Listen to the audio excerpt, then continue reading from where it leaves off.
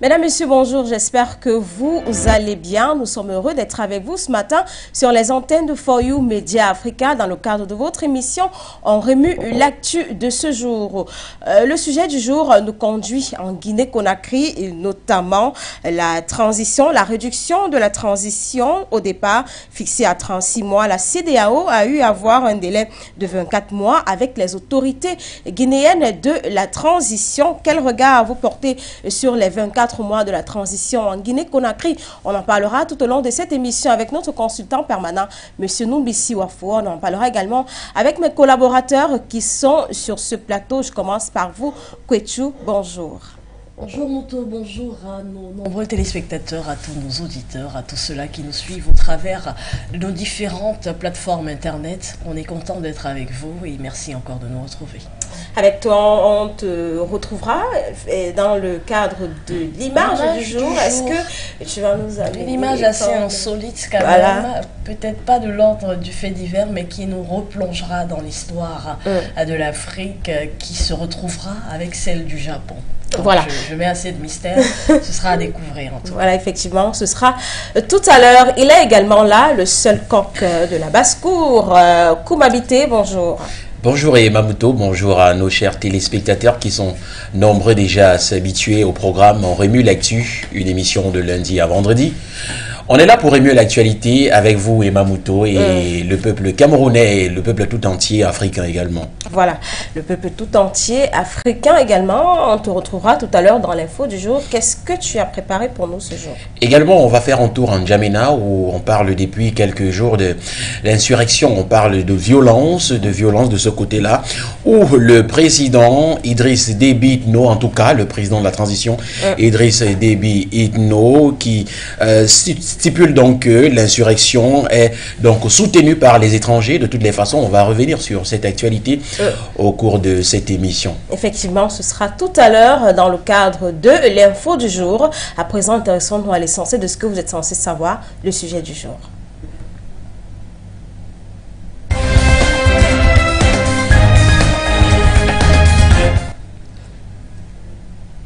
Le sujet du jour, je vous l'ai dit, nous conduit en Guinée-Conakry, et bien sous les menaces des sanctions plus sévères. Le président de la transition, Mamadi Doumbouya, a reçu au soir du vendredi 21 octobre 2022 les experts de la médiateur, et le médiateur de la CEDEAO, l'ex-dirigeant béninois Yahi Boni. Pour l'occasion, il était accompagné de ses relais locaux, les facilitateurs, les facilitatrices du cadre de dialogue national inclusif interguinéen. Toute la semaine, la délégation de la CEDEAO a procédé à l'évaluation technique du chronogramme de 36 mois auquel tenait mordicus le régime actuel de Conakry. Après le compte rendu et les conclusions des travaux des experts de l'organisation régionale et ceux de la Guinée, une durée de 24 mois a été établie et prend effet à partir du 1er janvier 2023. Délai accepté par le président de la transition, Mamadi Doumbouya, qui s'est réjoui que les travaux aient pris en compte les aspirations légitimes du peuple et la politique générale inscrite dans la charte de la transition. Un accord concerné axé sur 10 points, parmi lesquels l'adoption d'une nouvelle constitution, la revue du fichier électoral et l'organisation des élections générales. L'occasion fut mise à profit par le colonel Mamadi Doumbouya de féliciter ses compatriotes pour la résilience face aux difficultés et a tendu sa main à la classe politique pour un retour au cadre d'échange. Et qu'on vient de rappeler que Conakry avait jusqu'au 22 octobre pour se prononcer sur une durée de 24 mois au risque d'ouvrir la voie à des sanctions économiques et diplomatiques. Voilà, le sujet a été étalé ou alors déballé, je vais le dire ainsi. On en parlera tout au long de cette émission avec notre consultant permanent, M. Numbisi Wafo. Mais avant, je prends l'avis de mes collaborateurs, ceux-là qui m'accompagnent durant ces 1 heure et quelques minutes d'information et du divertissement. Je vais commencer par vous, Koumabité. Et quel regard vous portez sur cette réduction de la période de la transition qui passe de 36 à 24 mois du côté de la Guinée-Conakry? Eh bien, plutôt de ce côté, il faut simplement dire qu'il faut faire vite. Il faut faire vite, et quand on parle de qu'il faut faire vite, il va falloir impérativement que le président Mamadou Doumbouya essaye un peu de revenir un peu dans le... Parce que là, on parle d'un chronogramme électoral. Il faut prendre le pouvoir et remettre aux civils.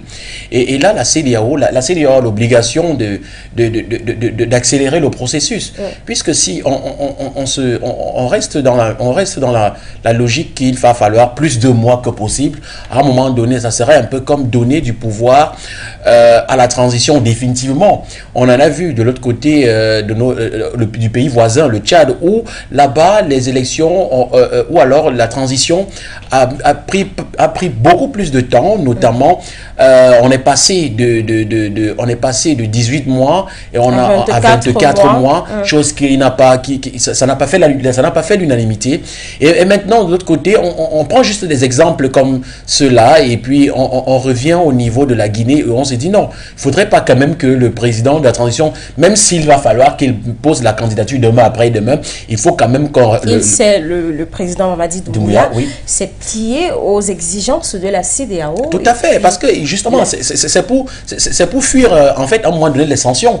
Parce que vous savez, au Mali, le Mali était sanctionné à un moment donné, parce que cette même période de transition n'était pas éligible par la CEDEAO. Et du coup, la CEDEAO aujourd'hui se retrouve donc dans une impasse où, à un moment donné, il faut accélérer les choses, comme j'ai dit tantôt. Donc, le président Mamadou Doumbouya doit plutôt jouer la carte de la rapidité. Il faut que les élections, en fait, les échéances électorales puissent avoir lieu. Il ne faudrait pas que ça soit un peu comme une monarchie, c'est-à-dire que le pouvoir va rester entre ses mains, même s'il faille qu'il dépose la candidature demain après-demain. Que le pouvoir reste entre ses mains, ce serait un peu comme si il a pris le pouvoir par force et il a imposé et il est en train de dicter ses lois. Non, il faudrait simplement que les choses aillent à la norme et que les choses aillent de manière équilibrée et normale. C'est-à-dire qu'on montre quand même qu'il y a quand même une démocratie de ce côté-là, et que le président Mamadou Doumbouya, qu'il essaye donc avec lui et le peuple guinéen et son gouvernement également, puisse établir donc un calendrier électoral un peu plus juste. Voilà pourquoi vous avez vu un peu plus loin dans les informations, on a eu une liste des prérogatives dont on demande au gouvernement guinéen. Merci Koumabité. Avant de prendre votre avis, Kouetu, on va prendre le reportage sur ce sujet concocté par la rédaction de For You Media Africa, et on revient. Dr Abdel Fattah Moussa, commissaire aux affaires politiques, paix et sécurité de l'organisation sous-régionale, une mission technique de la CEDEAO a séjourné à Conakry du 16 au 21 octobre afin de développer avec la Guinée un chronogramme de transition acceptable. Au terme des travaux, dans un consensus dynamique, les experts de la CEDEAO et ceux de la Guinée ont conjointement développé un chronogramme consolidé de la transition étalé sur 24 mois couvrant 10 points, selon le rapport de la commission technique publié le vendredi 21 octobre 2022. Les autorités de la transition ont demandé à la CEDEAO de leur fournir l'appui technique et financier nécessaire pour la mise en œuvre du chronogramme de 24 mois accepté d'accord parties, ajoute le document. Les deux parties ont d'un commun accord demandé la mise en place diligente d'un comité de suivi et d'évaluation de la mise en œuvre de ce chronogramme. L'ancien président béninois Yahi Boni, médiateur de la CEDEAO pour la Guinée, a lui aussi apporté son soutien à la mission technique qu'il a rejoint à Conakry. Au terme des travaux, il a reçu comme recommandation de présenter le nouveau chronogramme à la prochaine session de la conférence des chefs d'État et de gouvernement pour son approbation afin de déclencher sa mise en œuvre. La Guinée-Conakry était venue à la table des négociations avec un agenda de la transition en 10 points étalé sur une période de 36 mois.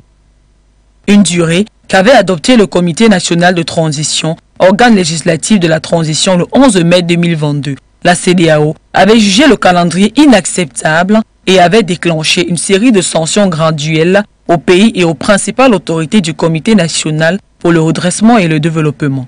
Organisations de la société civile et principales coalitions de partis politiques s'étaient braquées contre les 36 mois en initiant des manifestations de rue. Mamadi Doumbouya, chef du CNRD, dirige le pays suite au coup d'État perpétré contre Alpha Condé le 5 septembre 2021. Merci à la rédaction de For You Media d'avoir concocté ce reportage pour nous. À présent, on va prendre le chronogramme fixé en accord avec la CEDEAO. On va le lire. On parle du recensement général de la population et de l'habitat. Le recensement administratif à vocation d'état civil, l'établissement du fichier électoral, l'élaboration de la nouvelle constitution, l'organisation du scrutin référendaire sur la nouvelle constitution, l'élaboration des textes de loi organiques, l'organisation des élections locales et communales, l'organisation des élections législatives, la mise en place des institutions républicaines issues de la constitution, l'organisation des élections présidentielles.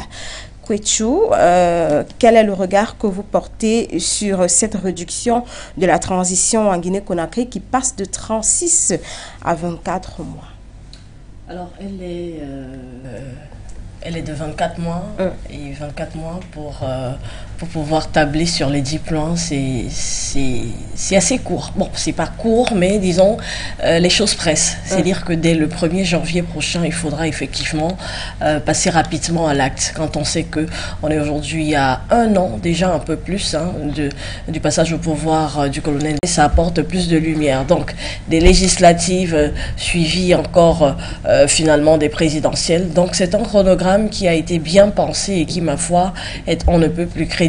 Maintenant, il ne sera pas question de traîner le pas parce que 24 mois, c'est seulement le temps de 2 ans pour organiser toutes ces élections, pour faire le recensement de la population, pour établir les textes qui vont donc entourer ces élections présidentielles. Voilà, donc le temps est assez court et finalement, il était de bon temps, je pense, que de donner ces 24 heures. C'était une façon de donner un coup de pied dans la fourmilière pour réveiller un peu ce gouvernement de transition.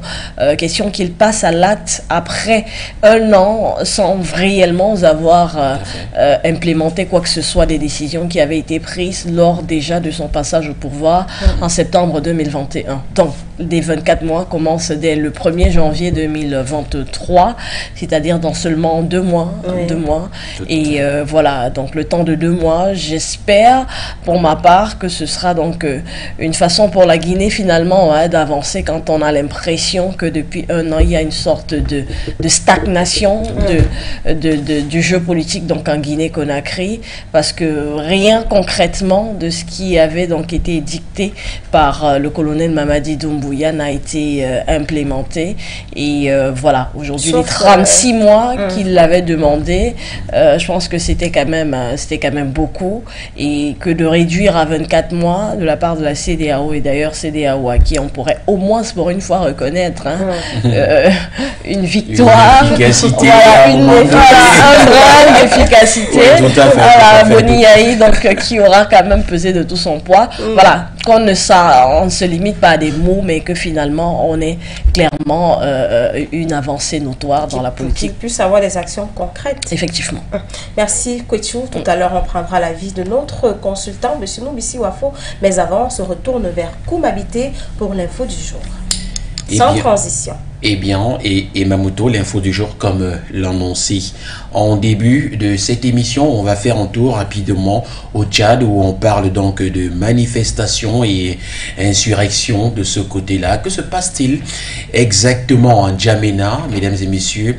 On parle plutôt d'insurrection, manifestation au Tchad. On parle de soutien à l'étranger selon le président de la transition, le jeune Mahamat Idriss Déby Itno. On nous parle donc des manifestations violemment réprimées jeudi au Tchad avec une 50aine de morts au moins. Était donc une insurrection minutieusement préparée avec le soutien des puissances étrangères, affirme donc lundi le président Mahamat Idriss Déby Itno sans les nommer. L'opposition donc avait appelé à manifester contre le régime du jeune général qui venait donc de prolonger de 2 ans une période de transition vers les élections sur une proposition donc d'un forum national boycotté par une grande partie de l'opposition, de la société civile et de la rébellion armée. Et ce 18 mois donc après avoir été proclamé président, alors à la tête de l'armée militaire, à la tête de l'armée Mali, de l'armée tchadienne, autant pour moi, pour remplacer donc le père, c'est-à-dire Idriss Déby Itno, tué donc au front par les rebelles. Le gouvernement de la transition avait donc reconnu dès jeudi qu'une cinquantaine de personnes, autant pour moi, avaient donc été tuées, donc une dizaine de membres des forces de l'ordre, selon lui, et accuse donc l'opposition d'avoir formellement une insurrection et un coup d'État perpétré, donc orchestré par les rebelles. De toutes les façons, ce sont les informations qu'on a eues de ce côté du Tchad, notamment en N'Djamena. On parle donc de cette mésentente entre le gouvernement en place, il s'agit bien et bien du gouvernement tchadien, et les autorités tchadiennes, sans toutefois oublier le peuple tchadien qui est donc contre la transition au Tchad présentement. Contre la prorogation exactement, de la transition au Tchad. La population tchadienne réclame simplement qu'on remette le pouvoir aux civils, parce que c'est un peu comme Kouitou le disait tout à l'heure, et il a si bien martelé, qu'à un moment donné, on a donné la transition, on a permis à ces présidents de transition de pouvoir exercer pleinement leurs droits et pouvoir pleinement exercer leur mission, mais on s'est rendu compte qu'à un moment donné, pour certains, il y a quand même un peu de laxisme à un moment donné, parce que lorsqu'un an passé, on constate que rien n'a été fait depuis la prise du pouvoir, rien n'a été fait. À un moment donné, les populations sont un peu réticentes et se révoltent même à un moment donné. Donc je pense aujourd'hui que ce qui se passe au Tchad, c'est ce qui se passe en Guinée, c'est ce qui se passe aussi dans d'autres pays, parce qu'à un moment donné, quand vous prenez le pouvoir et que vous-même vous déclarez par le biais de votre parole, que vous déclarez que le pouvoir est remis au peuple, ou alors sera remis au peuple, il faut simplement, un homme c'est sa parole en fait, prenez le pouvoir, gérez comme vous pouvez gérer, mais finissez par le remettre au peuple. C'est la seule chose qu'on demande à nos présidents de transition, mais sauf qu'il y a toujours dialogue. Voilà. On aurait pensé que si ce dialogue était inclusif, les décisions qui devraient être à l'unanimité, seraient découlées auraient été de l'unanimité. C'est bien ce que l'opposition craignait. Tout à fait. Côté le dialogue dès le début. Tout à fait. Voilà pourquoi vous voyez aujourd'hui la CEDEAO, parce qu'à un moment donné, vous savez, la CEDEAO a aussi un regard dans d'autres pays, a aussi un regard vers d'autres pays. On parle notamment de nos pays de l'Afrique de l'Ouest, on parle du Mali, on parle de la Guinée-Conakry, on parle du Burkina Faso, on parle de tous ces pays-là. À un moment donné, on se pose des questions, mais attendez, si ça ne donne pas de ce côté, ça veut dire que chez nous, il va falloir qu'on essaye de modifier. Parce que si on accepte de prendre le pouvoir et donner le pouvoir à une période de transition allant de 32 mois ou je ne sais pas trop combien de mois, à un moment donné, c'est presque 5 ans, parce que c'est plus quand même de 2 ans. Ça veut dire que tu as déjà, vous avez déjà fait quand même, vous avez validé au moins les premières parties de la candidature présidentielle. Parce que vous avez abrigué un premier mandat, en fait, c'est ce que je voulais dire en tout temps. Vous avez abrigué un premier mandat sans toutefois qu'on vous nomme, ou alors sans toutefois qu'on vous désigne comme étant président de la République. Donc, à un moment donné, je pense que ce qui se vit au Tchad maintenant, d'autres pays devraient prendre des exemples et éviter cela à l'avenir. Notamment, on parle beaucoup plus aussi de la Guinée. Aujourd'hui, Mamadi Doumbouya essaye de comprendre, essaye de voir quand même les enjeux politiques et stratégiques de ce pays, parce que vous savez très bien que la Guinée est quand même un pays qui, oui, est majoritairement un peu pauvre, mais il faut comprendre que la population souffre.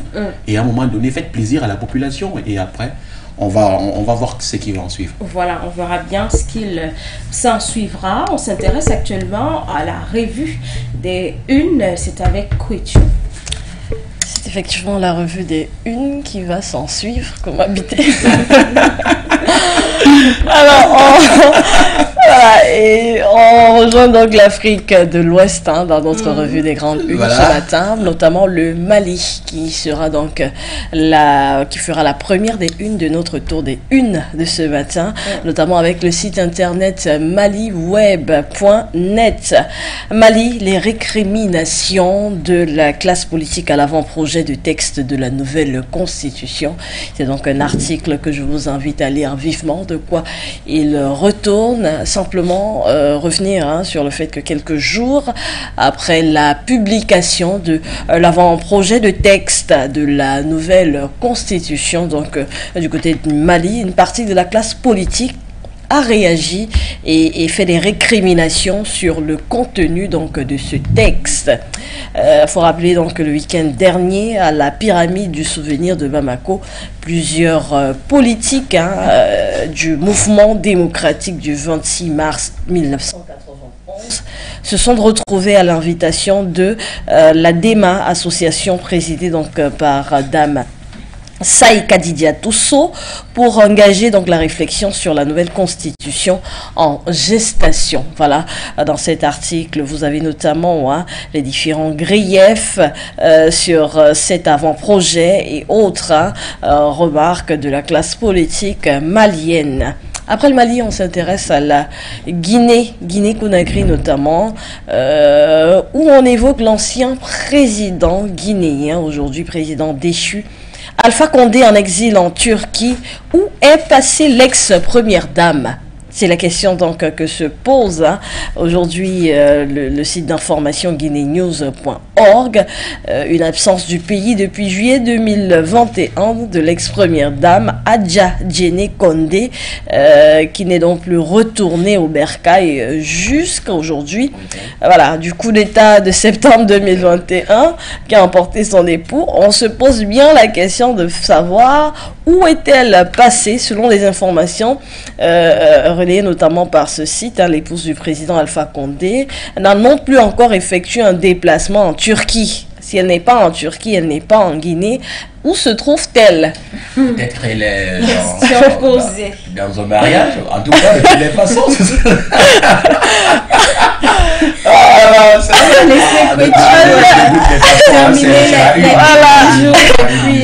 reviendra après ma tournée des unes. On poursuit notre tournée au Togo cette fois-ci, avec notamment un peu d'économie, signé donc le site togolais consacré à cet effet, Togo First. Lomé accueille en novembre un forum sur le textile africain. On avait déjà évoqué dans cette revue le fait que le Togo préparait donc la sortie de vêtements made in Togo. Question comme ça de revaloriser le secteur textile. Avant le Togo, il y avait eu le Bénin et bien d'autres encore. Donc, distingué à Djibouti avec le prix de créativité de la 7e édition du Salon international du textile africain en 2021, le Togo va donc accueillir du 4 au 6 novembre prochain la 8e édition de cet événement, une rencontre donc internationale annuelle de promotion et de valorisation du textile fabriqué sur le continent africain et des métiers qui y sont liés, et qui va donc réunir à Lomé plusieurs acteurs de ce secteur en provenance d'une trentaine de pays. Voilà, retenez donc cette date du 4 au 6 novembre prochain.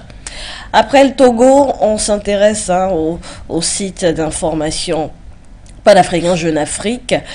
Côte d'Ivoire, Charles Blé Goudé de retour le 26 novembre, c'est seulement donc demain. Dans cet article de Jeune Afrique, on revient notamment sur le fait que l'ancien ministre de Laurent Gbagbo, qui avait été accusé de crimes contre l'humanité et qui a donc été acquitté il y a 1 an et demi par la Cour pénale internationale, après de longues négociations avec l'actuel président ivoirien Alassane Ouattara, il a décidé de revenir à Abidjan, et la date prévue de ce retour, c'est donc le 26 novembre, c'est-à-dire demain. Voilà, 1 an et demi. Le 26 novembre. Ah non, dans un mois. Voilà. Dans 1 an et demi après son acquittement définitif par la Cour pénale internationale, son retour est on ne peut plus attendu.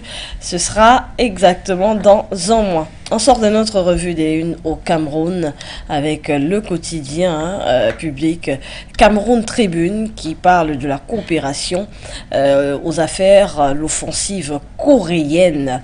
Après donc la récente inauguration de l'hôpital général de Garoua, qui est issu de cette collaboration entre le Cameroun et la Corée du Sud, qui a donc été construite grâce grâce à la Corée du Sud. Et bien, Yaoundé accueille depuis hier notamment, depuis le 24 octobre, une délégation officielle conduite par le ministre sud-coréen de l'agriculture, de l'alimentation et des affaires rurales. J'y arrive, Chong Wang, voilà, qui est donc venu vanter simplement la candidature de son pays pour l'organisation de l'exposition universelle de 2030 et aussi évoquer simplement de nouvelles pistes d'échange avec le Premier ministre camerounais, chef du gouvernement, Joseph Dione Gouté. Voilà, à lire donc dans les colonnes de Cameroun Tribune, parution de ce jour, pour en avoir un peu les tenants et les aboutissants. Et sur ce, on va finalement mettre un terme à cette revue des unes de ce jour. Merci Kwecho, merci de nous avoir baladés dans ces différentes capitales africaines. Vous l'avez retrouvée entre-temps, la première dame, Madame Condé. Madame Condé. C'est sûr qu'elle est en mariage, hein, puisque si elle n'est pas au pays, si elle n'est pas en Turquie, où est-elle? Quelle est votre hypothèse, Mouto? Bon, peut-être elle a décidé de ne pas se montrer, de ne pas s'afficher. Peut-être pourquoi elle devrait s'afficher quand elle le président, Turquie, quand le mari n'est plus président? Elle n'est pas en Guinée. Pourquoi donc disparaître? Pourquoi s'afficher quand le président, le mari n'est plus président? Donc automatiquement, si le mari n'est plus président, alors je ne suis plus première dame. Et si le mari est président, alors je suis toujours première dame. Ouais, donc c'est un peu ça. Je suis sur une chose. En réalité, d'évoquer le fait que le président Condé n'a fait aucune mention d'elle, voilà, qu'elle ne soit pas en Turquie avec lui, à lire entre les lignes, ceci semble vouloir dire qu'il y a de l'eau dans le gaz entre les deux. De toutes les façons, elle est en train de chercher un autre président. Ne serait-elle plus la femme d'Alpha Condé? Voilà, peut-être plus Madame Condé, où il y a eu un divorce entre-temps. Oui, peut-être aussi qu'elle est en train de chercher, qui sait, en train de chercher le futur président, de toutes les façons. Il a également été marqué par quelque chose dans la revue, Kwecho, notamment le Togo, qui valorise le textile en mettant... Voilà, effectivement, voilà. C'est une initiative vraiment à féliciter. Hein. Voilà, tout est prêt.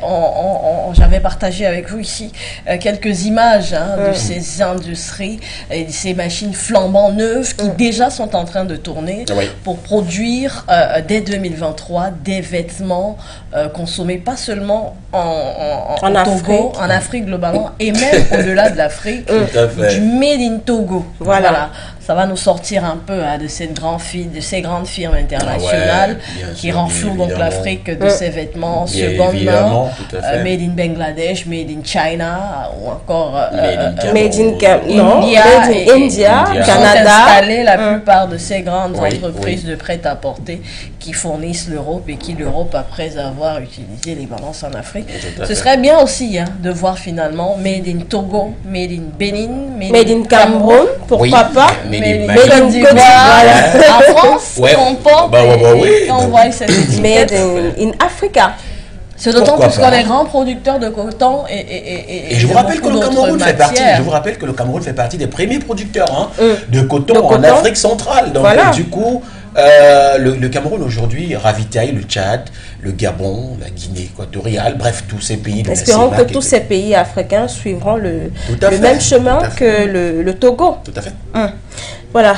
Merci Kwecho. Est-ce qu'on aura le flash à l'instant ou alors Monsieur Noumessi Wafo, d'accord, la régie nous signale qu'on prend le flash d'information. Ce sera en langue française présenté par Ngale Ibokia et en langue anglaise présenté par Jeff Otso. C'est tout de suite le flash d'information.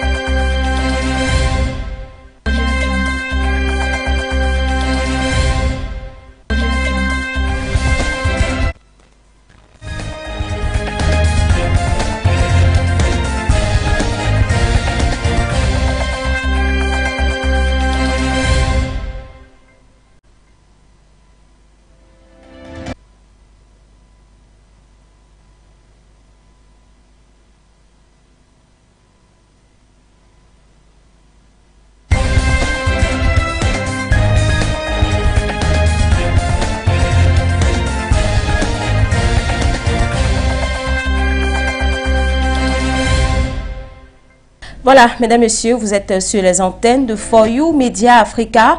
Dans le cadre de votre émission, on remue l'actu de ce 25 octobre 2022. Je vous ai dit, le sujet du jour nous a conduit en Guinée-Conakry et notamment la réduction de la transition au départ fixée à 36 mois. La CEDEAO a eu à avoir un délai de 24 mois avec les autorités de la transition du côté de la Guinée-Conakry. Vous pouvez également réagir à cette thématique sur nos différentes plateformes de diffusion, notamment YouTube, Facebook, sur la page For You Media Africa. Vous laissez vos commentaires par rapport au sujet et à la fin de l'émission, Komabito aura le plaisir de lire vos différents messages apparus durant l'émission. Je vous l'ai dit tout à l'heure, c'est le flash de l'information. On va commencer en langue anglaise en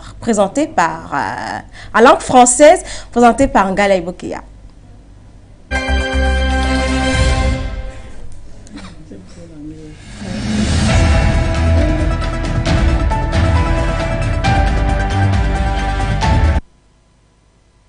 Bienvenue mesdames et messieurs à ce point de l'information en langue française sur For You Télévision. Nous démarrons donc au Sénégal le 8e forum international de Dakar sur la paix et la sécurité en Afrique a donc ouvert ses portes lundi dernier. À cet effet, de nombreux ministres, entités civilo-militaires, intra-africains mais aussi internationales y prennent donc part. Le président Macky Sall, président en exercice de l'Union africaine, s'est donc exprimé à la cérémonie d'ouverture en affirmant qu'il souhaiterait que l'Afrique dispose d'un siège permanent au sein du G20 et du Conseil de sécurité des Nations Unies. Pendant 2 jours, des ateliers d'analyse seront donc organisés pour mettre en lumière la façon dont les chocs extérieurs au continent ont un impact sur la sécurité des pays africains. Nous sommes au Tchad à présent. Le président de la transition, Mahamat Idriss Déby Itno, a donc affirmé le lundi 24 octobre 2022 que les manifestations violemment réprimées jeudi dernier au Tchad, qui a fait une 50aine de morts, étaient donc une insurrection minutieusement préparée avec le soutien de puissances étrangères. Rappelons que l'opposition avait donc appelé à manifester contre le régime du jeune général qui venait de prolonger de 2 ans une période de transition vers des élections sur proposition d'un forum national boycotté par une grande partie de l'opposition, de la société civile et de la rébellion armée. Umaro Sissoko Embalo, président d'exercice de la CEDEAO, a donc entamé le lundi 24 octobre 2022 une tournée en Europe de l'Est au cours de laquelle il a été reçu par le président Vladimir Poutine. Ce dernier est donc porteur d'un message de paix. Juste après Poutine, ce 25 jusqu'au 26 octobre 2022, il sera également reçu par le président Zelensky. Rappelons que Umaro Sissoko Embalo est donc la seconde personnalité africaine après Macky Sall a rencontré ces 2 dirigeants depuis le début de l'invasion de l'Ukraine par l'armée russe le 24 février 2022. Nous sommes à présent au Nigeria en raison d'une menace accrue d'attaques terroristes. Plusieurs ambassades de pays occidentaux, dont celle des États-Unis, de la Grande-Bretagne, du Canada et de l'Australie, ont donc conseillé le 24 octobre 2022 à leurs ressortissants de limiter leurs déplacements au Nigeria. Même si les autorités nigérianes se veulent rassurantes, l'ambassadeur américaine a néanmoins publié une note en mettant en garde ses citoyens contre un risque élevé d'attaques terroristes dans le pays de Muhammadu Buhari. C'est la fin, mesdames et messieurs. On poursuit, on remue l'actu, se poursuit.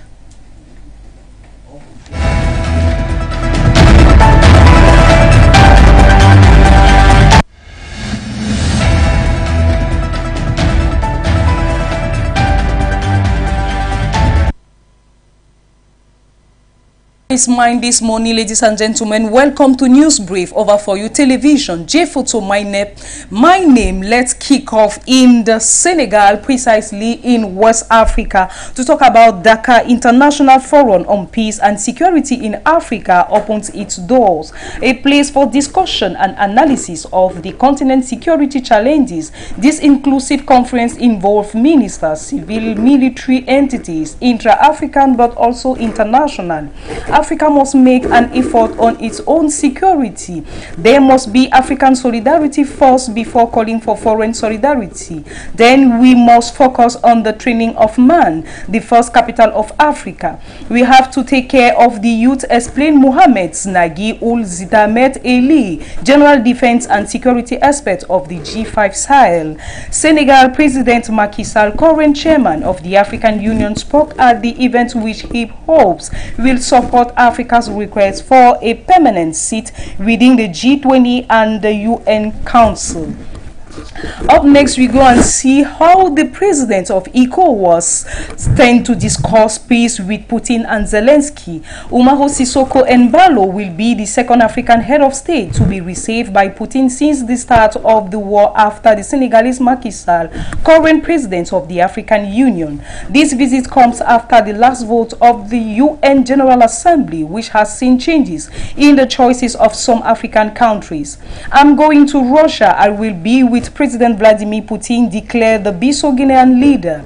I bring him a message of peace. I will tell him that it is necessary to speak with his brother Volodymyr Zelensky.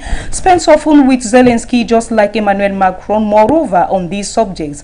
I'm the second African head of state after President Macky Sall, president in office of the African Union, to go to Russia. Burkina Faso, at least 10 soldiers died and around 50 were wounded Monday in an assault in the northern city of Dibo, the army said. The terrorist attack hit the 14th regiment at the base of Indibo, which has been under a jihadi blockade for 3 months, the army said.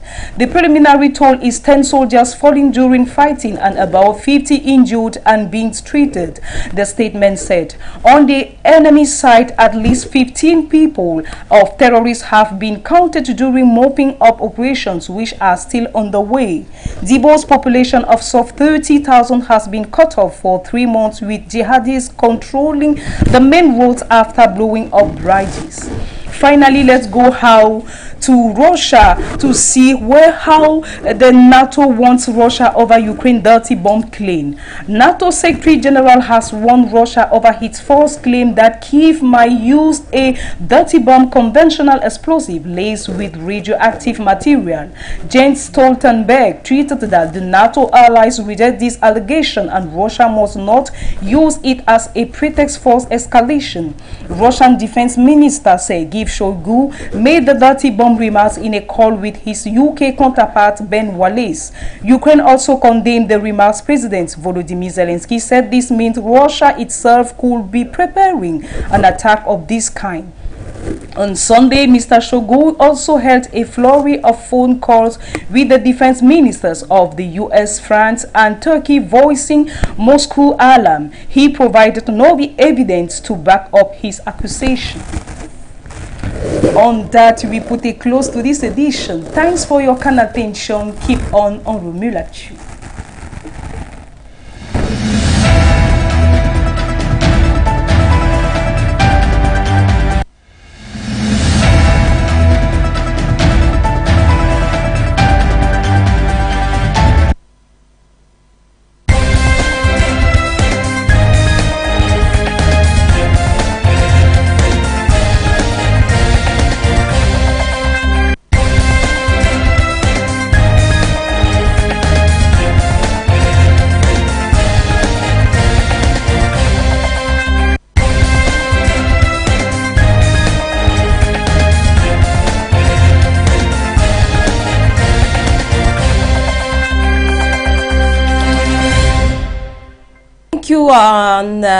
Ngala Bokia and Quich and Jeffotso pour ce flash d'informations. Mesdames, Messieurs, si vous nous rejoignez à l'instant, vous êtes sur For You Media Africa dans le cadre de votre émission Remue-L'actu de ce 25 octobre 2022. Vous pouvez également participer à l'émission sur nos différentes plateformes de diffusion, notamment YouTube et Facebook sur la page For You Media Africa.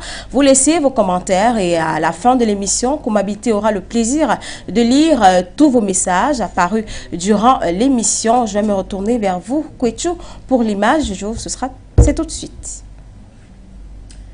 Alors l'image du jour, je vous le disais, avec un brin de mystère et le voile va tomber à l'instant. On va parler d'un pan de l'histoire de l'Afrique que beaucoup assurément ne connaissent pas et que moi personnellement également je ne connaissais pas. Alors on s'en va au Japon pour parler, vous connaissez les samouraïs? Oui, oui, samouraïs, effectivement. le fameux guerrier légendaire du côté du Japon. Eh bien, on le sait désormais, ou du moins je le sais et je le partage avec vous, Yasuke, c'était un Africain, le premier samouraï étranger donc du côté du Japon était africain. Voilà, vous voyez à l'image une représentation de sa personne. Le premier étranger à avoir obtenu le privilège de samouraï au Japon était un Mozambicain notamment, capturé donc en Mozambique et vendu à des jésuites. Il est d'abord envoyé en Inde, il devient le serviteur d'un jésuite italien et atterrit donc au Japon. On évoque probablement les années 1579. Il y rencontre un seigneur japonais qui fera de lui le premier samouraï. Voilà, selon des témoignages de l'époque. Et il avait l'aspect d'un bel homme d'environ 25 ans et la peau comme du charbon de bois, disait-on. Et il vient donc de débarquer au Japon en tant que valet du missionnaire jésuite italien Alessandro Valignano, qui est donc chargé d'inspecter les églises établies en Inde et en Extrême-Orient. Voilà, les deux hommes atteignent la capitale qui est Kyoto en 1581 et Yasuke, un Africain je précise bien, montre donc des aptitudes dans l'apprentissage des langues et acquiert rapidement des notions de japonais. Ceux qui le croisent l'auraient surnommé Kuru-san, qui signifiait donc Monsieur Noir. Le seigneur Oda Nobusaga est alors en train de tenter d'unifier l'archipel conquérant hors norme. Il entend parler de la rumeur de l'homme noir et demande à le rencontrer. Et voilà, surpris, il cherche d'abord à le déshabiller et à le laver, soupçonnant un subterfuge, comme quoi ça aurait été un japonais qui avait été peint de noir. Voilà, donc voilà, il s'enthousiasmera de ses capacités physiques et intellectuelles même de ce Mozambicain et réclamera donc à son propriétaire de le garder à ses côtés.